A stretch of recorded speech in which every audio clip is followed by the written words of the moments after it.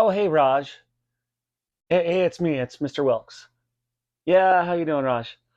Oh, no, I don't need a Teenage Mutant Ninja Turtle stationery set. Hey, Raj, I was calling to see. No, I really don't. Even two for one, I still don't need one. But anyways, Raj, I was calling to see if you could get me a copy of Plumbing Weekly. Yes, that one. You don't say. So Ben has already picked that up for this week. Okay, can you get two for next week? I'd like to kind of show that to people. Yeah, Raj, I really don't need a Teenage Mutant Ninja Turtle stationery set.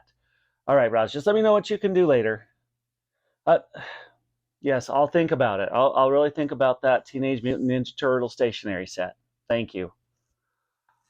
Sorry, guys, I was trying to get you a copy of Plumbing Weekly because I can tell by all your faces you're really interested in reading Plumbing Weekly because of Gangster Granny.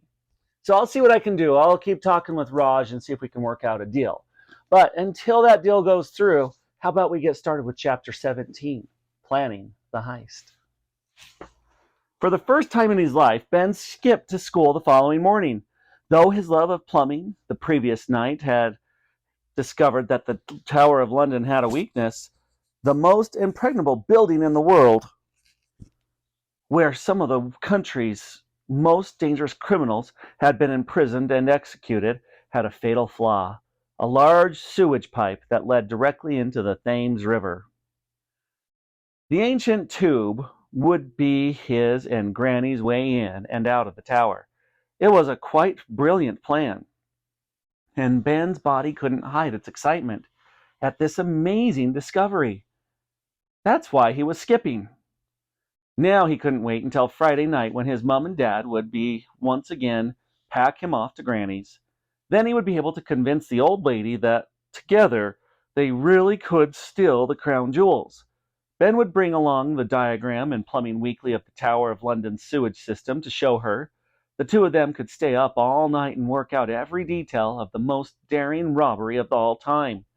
The problem was that a whole fat week of lessons and teachers and homework stood between now and Friday night. However, Ben was determined to use the week at school wisely.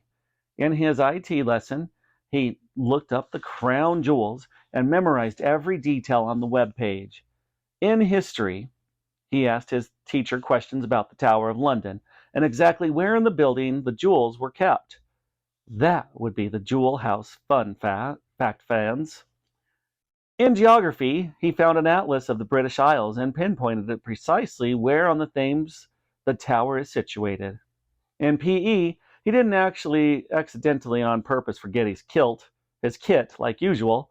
Instead, he did extra press ups so his arms would be strong enough to pull himself up the sewage pipe that led into the tower. In maths, he asked the teacher how many packets of Rolos he could buy with 5 billion pounds, which is what the crown jewels were said to be worth. Rolos were Ben's absolute favorite sweet. The answer is 10 billion packets, or 24 billion actual Rolos. That's enough for at least a year. And Raj was sure to throw in a few extra packets for free. In his French class, Ben learned how to say, "I know nothing about the theft of," how you say, "the crown jewels. I am but a poor French peasant boy," in case he needed to pretend he was a poor French peasant boy in order to escape from the scene of the crime. In Spanish, he learned to say, "I know nothing about," how you say, "the crown jewels. I am but a poor Spanish peasant boy," in case he needed to pretend he was a poor Spanish peasant boy in order to escape the scene of the crime. In German, he learned to say, well, I'm sure you get the idea.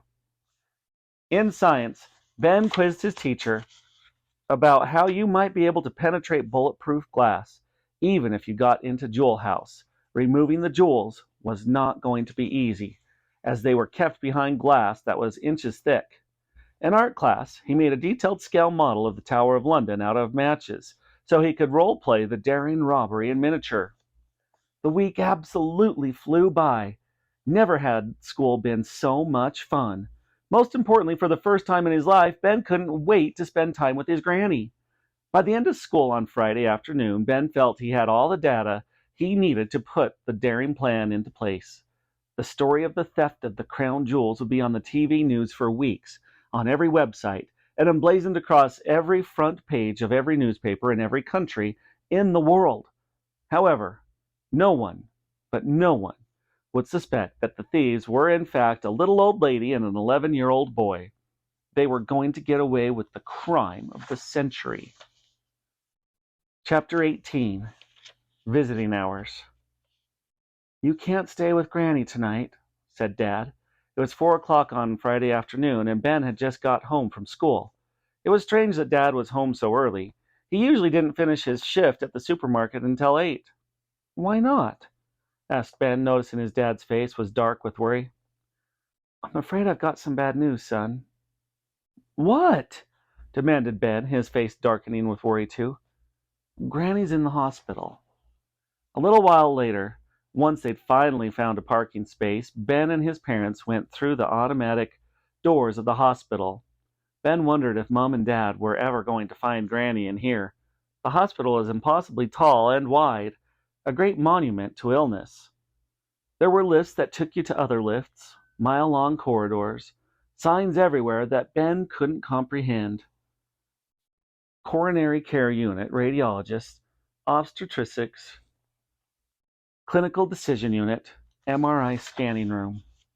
Confused-looking patients on trolleys or in wheelchairs were being wheeled up and down by porters as doctors and nurses, who looked like they hadn't been to bed for days, hurried past them.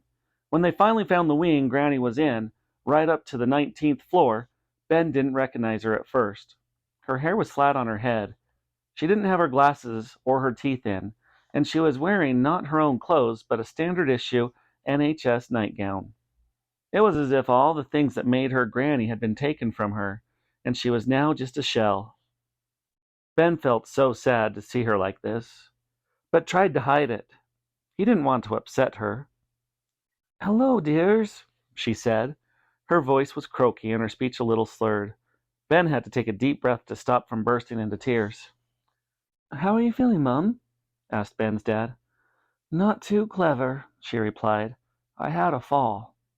"A fall?" said Ben. "Yes. I don't remember much about it. One moment I was reaching for the larder for a tin of cabbage soup. The next thing I knew I was lying on the lino, staring at the ceiling. My cousin Edna called me a number of times from her nursing home.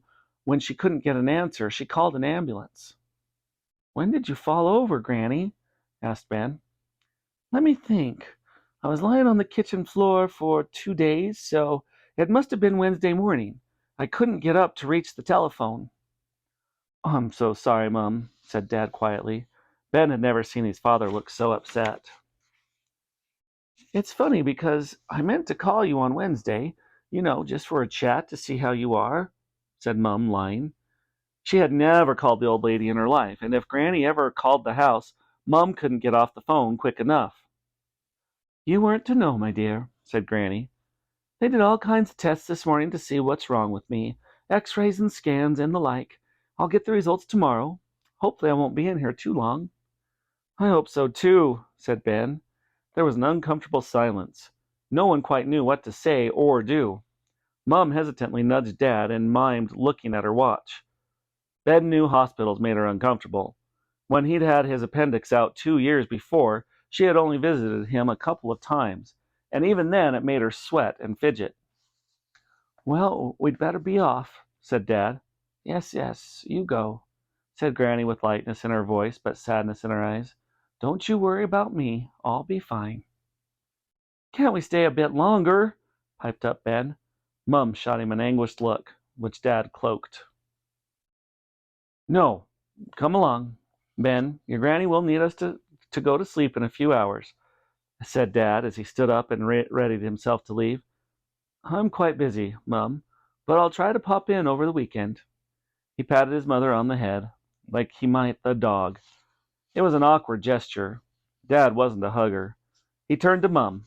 Mum smiled weakly, and then pulled a reluctant Ben across the ward by his wrist. Up in his bedroom later that evening, Ben determinedly sorted all the information he'd gathered from school that week. "We'll show them, Granny," he thought fiercely. I'm going to do it for you." Now Granny was ill. He was more determined to do it than ever. He had until tea time to plan the greatest jewel theft in history.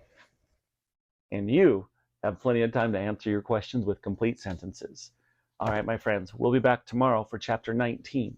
So get your questions answered, and before you know it, we'll be right back in our story. Have a great rest of your day.